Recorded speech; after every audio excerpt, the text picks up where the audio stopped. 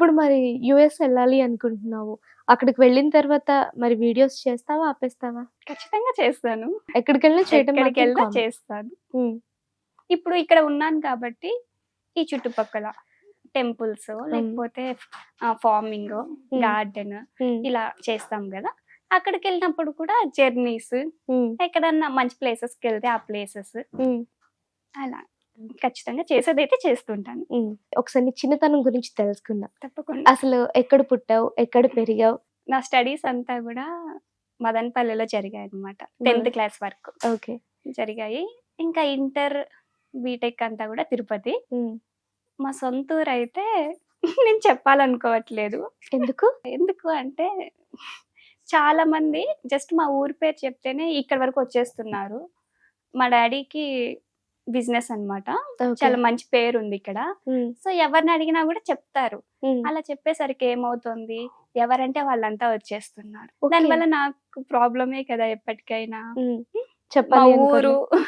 నేనున్న అడ్రస్ అయితే పక్కన పెడదాం. హ్మ్. ఇంకా నా స్టడీస్ ఇవంతా అయితే ఇదన్నమాట. అసలు ఇది కూడా నీకు ప్రాబ్లమ్ గానే అన్నీ ఉందన్నమాట. ఇదే పెద్ద ప్రాబ్లమ్, ఇంకేం లేదు నాకు. ఇప్పటి వరకు వచ్చారా అలాగా?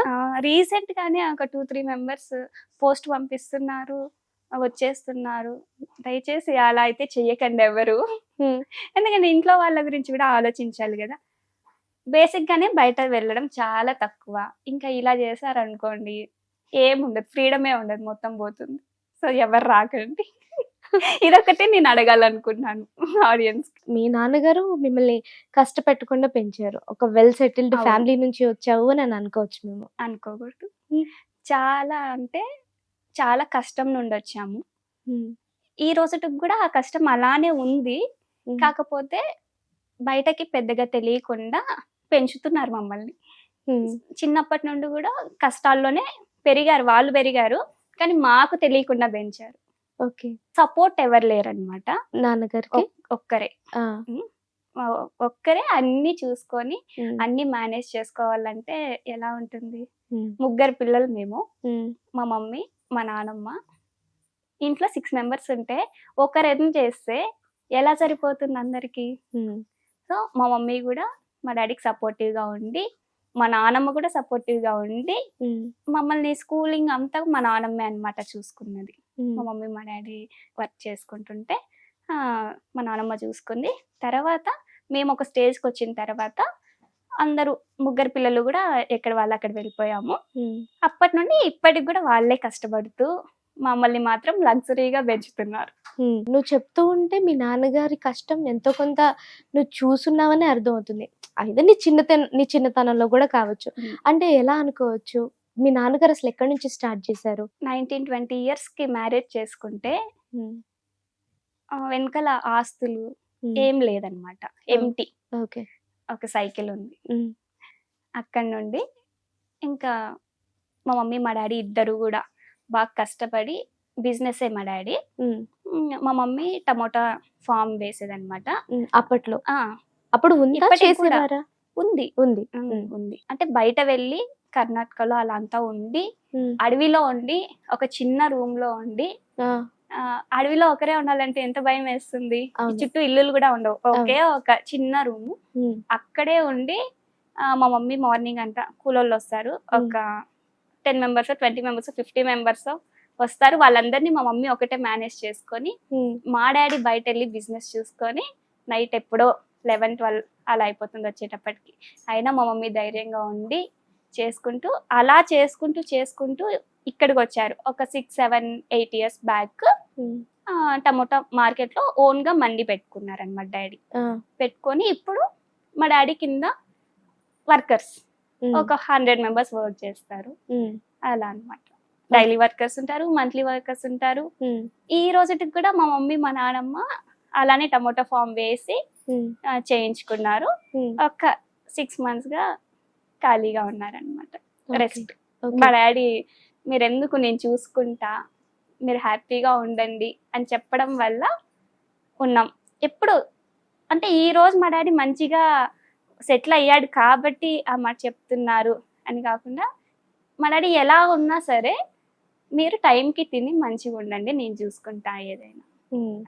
మా ఓకే. మమ్మీ ఫుల్ సపోర్ట్ మా డాడీకి. ఇద్దరికిద్దరు ఒకరికొకరు చాలా సపోర్ట్ గా ఉంటారు. అంటే కర్ణాటక ఎందుకు వెళ్ళాల్సి వచ్చింది? నాకు అర్థం కాలేదు. ఇక్కడ మా సైడ్ ఎండలు ఎక్కువ అన్నమాట, పంటలు సరిగా రాదు, ఓకే. వాటర్ తక్కువ ఉంటుంది. ఓకే. అక్కడ అయితే కొంచెం మంచిగా వాటర్ ఉంటుంది, అన్ని చేసుకోవచ్చు. మరి నువ్వు అమ్మ కూతురువా నాన్న కూతురువా అంటే ఏం చెప్తావు? నీకు మీ అమ్మ అంటే ఎక్కువ ఇష్టమా మీ నాన్నగారు అంటే ఎక్కువ ఇష్టమా? అందరూ ఇష్టమే నాకు. ఒకటే క్వశ్చన్ మా నాన్నమ్మ కూడా ఉంది ఇక్కడ, మీరు ఇద్దరినే చెప్తున్నారు, ముగ్గురు ఉన్నారు, ముగ్గురే ఇష్టమే. ముగ్గురికి నేను అన్నా కూడా బాగా ఇష్టం. నా తమ్ముళ్ళు అయితే ఇంకా అసలు. సో అంటే మా ఫ్యామిలీ చాలా హ్యాపీ ఫ్యామిలీ అని చెప్పొచ్చు. అలా అని కష్టాలు లేకుండా అలా అయితే కాదనమాట. సో ఉన్న దాంట్లోనే మేము హ్యాపీగా గొడవలు పడవం. ఫస్ట్ బేసిక్ గా ఒక ఇంట్లో అత్త కోడలికి లేదా మాకు మా నాన్నమ్మకి అక్క తమ్ముళ్ళకి ఉంటాయి కదా, మా దాంట్లో అట్లా అవేమి ఉండవు, గొడవలు అనేటివే ఉండవు, కోపం అనేదే ఉండదు. నార్మల్ గా ఈ వీడియో స్టార్ట్ చేసిన తర్వాత ఎవరైనా ఎప్పుడైనా పెళ్లి ప్రపోజల్స్ కావచ్చు, లేకపోతే కామెంట్స్ లో పెడుతూ ఉంటారు లవ్ ప్రపోజల్స్ గురించి కావచ్చు, ఎప్పుడైనా అలా వచ్చాయా? వస్తుంటాయి, డాడీకి అడుగుతుంటారు, చెప్తుంటారు. ఏంటి డైరెక్ట్ వస్తారా ప్రపోజల్స్ పట్టుకొని మాట్లాడతారు? రీసెంట్ గా ఏమైంది తెలుసా, ఒక అబ్బాయి 3 బుక్స్, ఒక లాంగ్ నోట్స్, 2 వచ్చి మీడియం నోట్స్, తన లైఫ్ మొత్తం రాసి వాళ్ళ ఫ్యామిలీ, వాళ్ళ address, each and everything proposal కి పంపించాడు. పోస్ట్ లోనా? పోస్ట్ లో. మా ఊరికి వెళ్ళింది, మా సొంత ఊరికి వెళ్ళింది. ఏదో మాకు అక్కడంతా తెలిసిన వాళ్ళు కాబట్టి అది మా వరకు వచ్చింది అనమాట. సో ఇది మీ సొంత ఊరు కాదు, ఇక్కడ పక్కనే ఒక 10-15 కిలోమీటర్స్ అలా ఉంటది. అక్కడికి వచ్చింది. చాలా అంటే చాలా నవ్వుకున్నాం మేము, పెళ్లి ప్రపోజల్స్ ఇలా కూడా పంపిస్తారా అని. అది ఓకే. అంటే నీకు వచ్చిన ప్రపోజల్స్ లో ఇది ఒక funniest proposal. But serious proposals ఏం రాలేదా? వచ్చుంటాయి, బట్ నా వరకు రాదు కదా. ఏమున్నా నార్మల్ గా కామెంట్స్ లో చెప్తారు, మెసేజెస్ లో చెప్తారు, అలా ఏమన్నా వచ్చాయా? అవి రెగ్యులర్ గా వస్తున్నాయి, అంటే మెయిల్స్ పెడుతూ ఉంటారు. అవంతా లైక్ ఏమున్నా కూడా మా మమ్మీ మా డాడీతో మాట్లాడితే అవే కదా వాళ్ళు చూసుకుంటారు. మనం ఇన్వాల్వ్ అవ్వం. అన్ని అయిపోయినాక వచ్చి చెప్తారు, చేసుకుంటావా అంటే అంటాం అంతే. ఎవరినైనా తీసుకొచ్చి చేసుకుంటా అంటే అంటాం, అంతకు మించి వేరే ఏముంది. ఓకే. అంటే త్వరలో ఏమైనా ఉండబోతుంది అనుకోవచ్చా? చెప్పలేం, మనకు ఎప్పుడు ఏం జరుగుతుందో ఎవరికి తెలియదు కదా. దాన్ని ఏమంటారు, గాడ్ డెస్టినేషన్ అంతే. ఇక్కడ రాయాలి ఎలా ఉంటే అలా అంతే. ఇక నార్మల్ గా మెసేజెస్ పరంగా చూసుకుంటే చాలా మంది ఇబ్బంది పెట్టే మెసేజెస్ కూడా వస్తూ ఉంటాయి. అలా ఎప్పుడైనా వచ్చాయా ఇబ్బంది పెట్టే మెసేజెస్? అంటే నేను చూడను, నా తమ్ముడు చూసుకుంటాడు. కార్తిక్ అకౌంట్ తను హ్యాండిల్ చేస్తాడా? ఓకే. నువ్వు జస్ట్ పెట్టడం వరకే అంతే. కాబట్టి మెసేజెస్ గురించి నాకు పెద్దగా తెలియదు. నార్మల్ గా నీకు యాక్టింగ్ అంటే ఇంట్రెస్టేనా? బట్ ఇంట్లో అనేది ఒప్పుకోరనా? అలా ఏం లేదు, వాళ్ళకి కూడా ఇంట్రెస్ట్. నువ్వు యాక్టింగ్ ఫీల్డ్ లోకి వెళ్ళడం కూడా ఇంట్రెస్టే. ఓకే. ఫోన్ లో చూస్తుంటేనే చాలా హ్యాపీగా ఫీల్ అవుతారు, టీవీలో చూసినప్పుడు ఒక స్మైల్ వస్తుంది, అదే బిగ్ స్క్రీన్ పైన చూస్తే ఇంకా మంచి స్మైల్ వస్తుంది. సో ఎవరికి అడ్డైతే లేదు, నేనే కొంచెం ఆలోచించుకుంటున్నాను. మా డాడీకి మంచి నేమ్ ఉంది, చాలా అంటే చాలా, 2-3 స్టేట్స్ కి నేమ్ ఉంది అనమాట. ఎక్కడికి వెళ్ళినా కూడా ఆ రెస్పెక్ట్ ఇస్తారు, పొలిటీషియన్స్ దగ్గర నుండి నార్మల్ పీపుల్ వరకు ఎవరైనా కావచ్చు. ఇన్ కేస్ నేను ఒక చిన్నది ఏదైనా బాగాలేదు నేను చేసిన దాంట్లో అంటే నాకు నేమ్ పడిపోయేది పక్కన పెడితే ఇక్కడ పడిపోతుంది. ఓకే. మాలో ఎవరు ఏది చేసినా కూడా కంప్లీట్ ఫ్యామిలీ డిస్టర్బ్ అవుతుంది. సో అది డిస్టర్బ్ అవ్వకూడదు అంటే ఏం చేయాలి, చాలా ఆలోచించుకొని చేయాలి. దానికోసం మాత్రమే ఆలోచిస్తున్నాం అంతే, ఎవరికి అడ్డు అయితే లేదు. నీ వల్ల ఏదైనా జరిగితే ఆ ఎఫెక్ట్ అనేది మీ నాన్నగారి మీద పడుతుంది ఖచ్చితంగా, 100కి 200% పడుతుంది. నాకైనా కొంచెమే అయిండొచ్చు, ఇక్కడ అయితే చాలా ఎక్కువ. ఓకే. నీ లైఫ్ లో ద మెమరబుల్ మూమెంట్ అంటే ఏం చెప్తా? పర్టికులర్ గా ఇది అని అయితే ఏం లేదు, ఉంటాయి కొన్ని. ఏదైనా ఒకటి ఎగ్జాంపుల్ గా? అలా ఏం లేదు. పోనీ ద సాడెస్ట్ మూమెంట్ అంటే ఏం చెప్తా? అది కూడా ఏం లేదు. లైఫ్ లో హ్యాపీయెస్ట్ మూమెంట్ లేదు, సాడెస్ట్ మూమెంట్ లేదు. ఎందుకంటే నేను రేపు ఏం జరుగుతుంది, ఎలా ఉంటుంది అనేది ఏం నేను ఆలోచించను.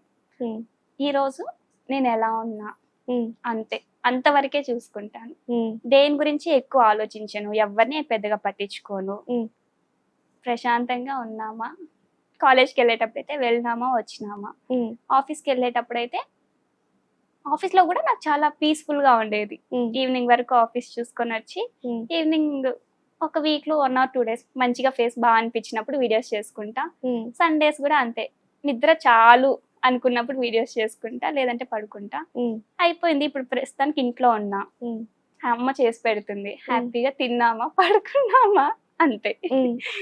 కాబట్టి దేని గురించి ఏం లేదు, కాబట్టి హ్యాపీయెస్ట్ మూమెంట్ లేదు, సాడెస్ట్ మూమెంట్ లేదు. రెండూ లేవు.